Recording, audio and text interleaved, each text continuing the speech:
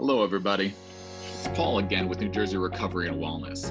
All month long, we're going to be talking about how to support someone you know and love who has a substance use disorder or is in recovery to help commemorate National Recovery Month. Thank you so much for tuning in to day 8 of our 30-part series. Let's check it out.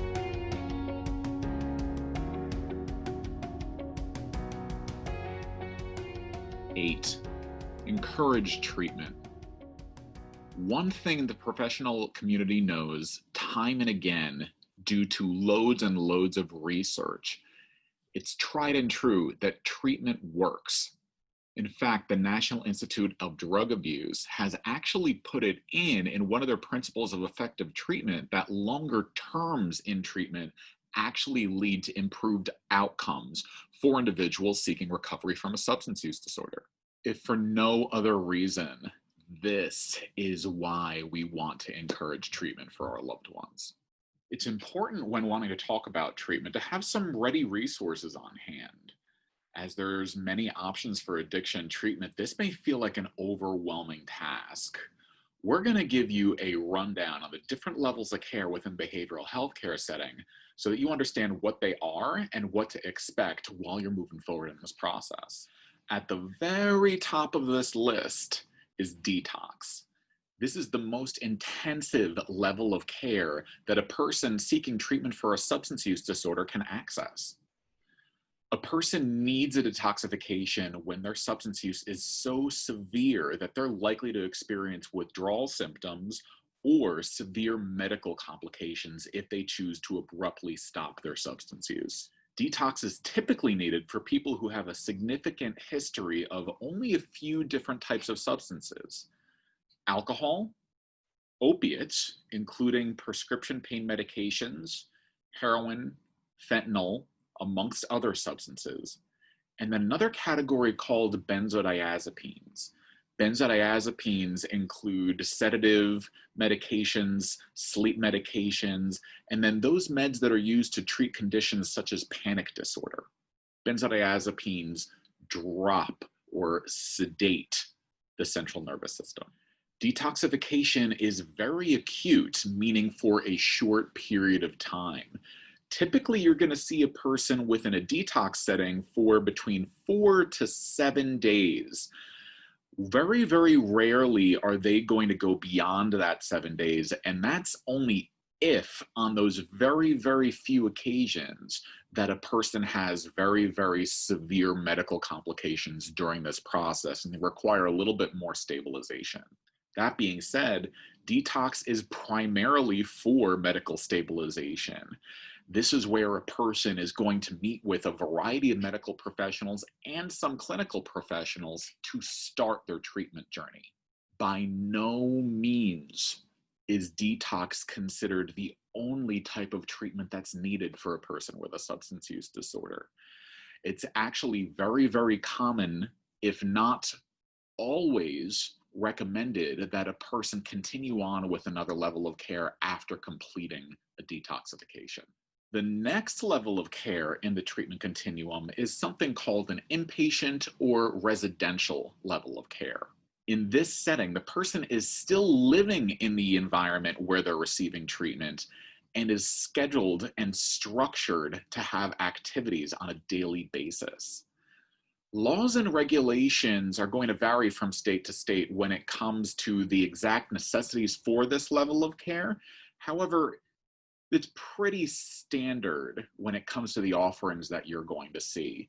And a lot of programs offer very, very comparable ranges of activities. Clients are going to have access to a combination of group psychotherapy, individual counseling, medical and psychiatric consultations, as well as, in some cases, they're going to have the opportunity to participate in family counseling with any family members that are able and willing to join in the process.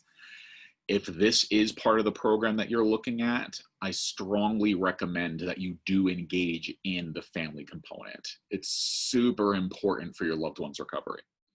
Now, treatment stays at this level of care are going to range somewhere in between 14 days to 1 month. And there's a lot of different factors that are going to influence. this. This is going to vary based on the individual's progress in treatment, the program design for the treatment that they are receiving, insurance authorization, as well as client behavior.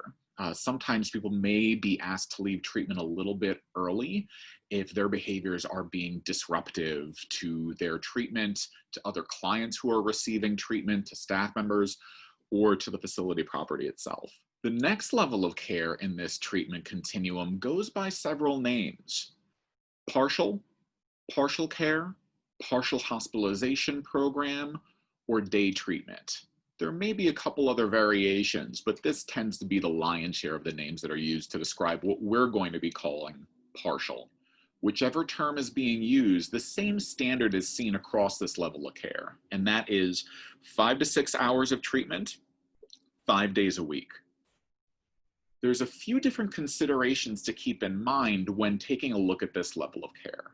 So some clients are going to engage in partial after attending and completing a residential treatment program, and others are going to be accessing a partial level of care in lieu of or instead of that more intense programming.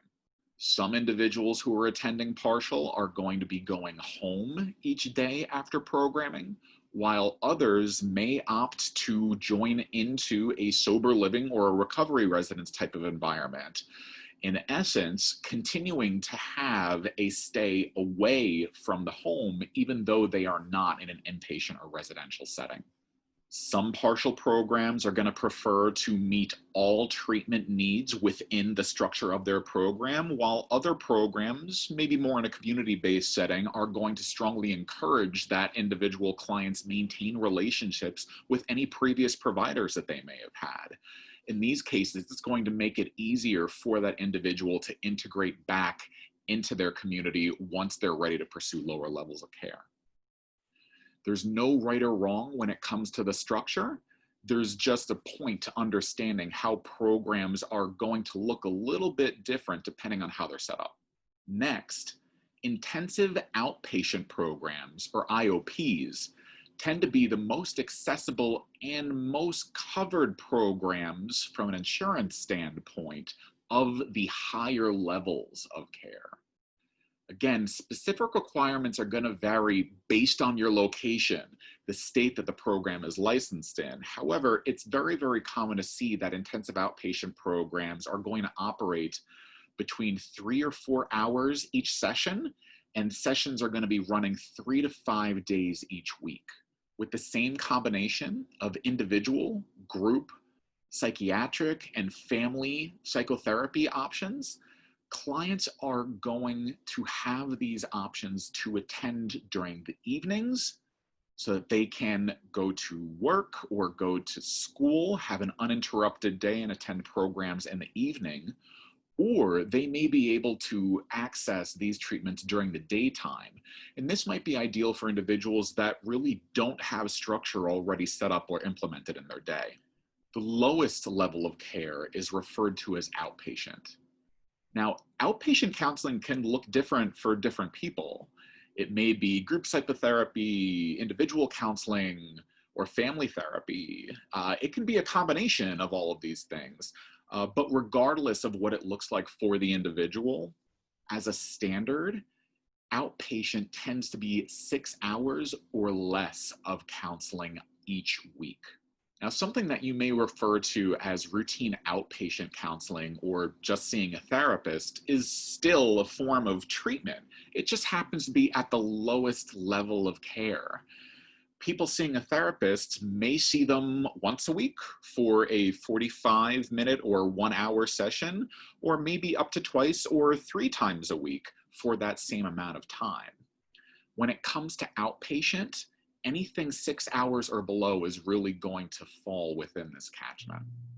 Something very important to keep in mind: when you are encouraging your loved one to pursue treatment, you're definitely going to want to have some resources on hand.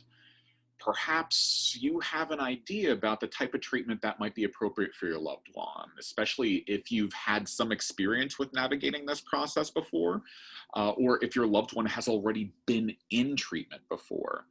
You may know what probably is going to feel right based on what's going on in their life right about now. And you may also have some facilities that you've had some positive experiences with.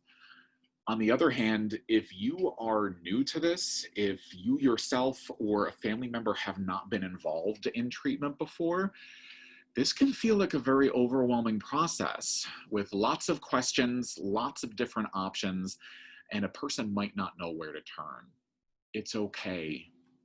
There's no need to panic.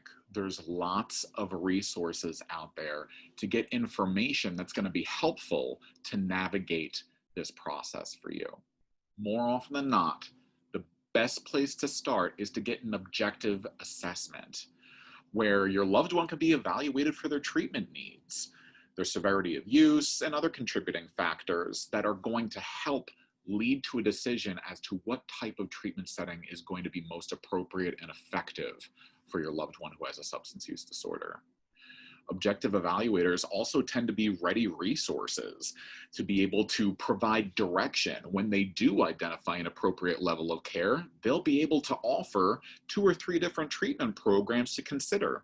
Hopefully, being able to provide you with direct contact information for the programs themselves or individuals that represent these programs so that you can ask questions. Find out from a financial perspective, is it going to be able to be accessible by your insurance? Is the program at a distance or is it local? Do they have a family component or do they not have this component? What's the referral process like when a person completes that level of care? Regardless the types of questions that you have, and regardless of your location, if you'd like some support in navigating this process so that you can have this conversation with your loved one to encourage treatment, you can always call us at New Jersey Recovery and Wellness. We'd be happy to walk you through the process.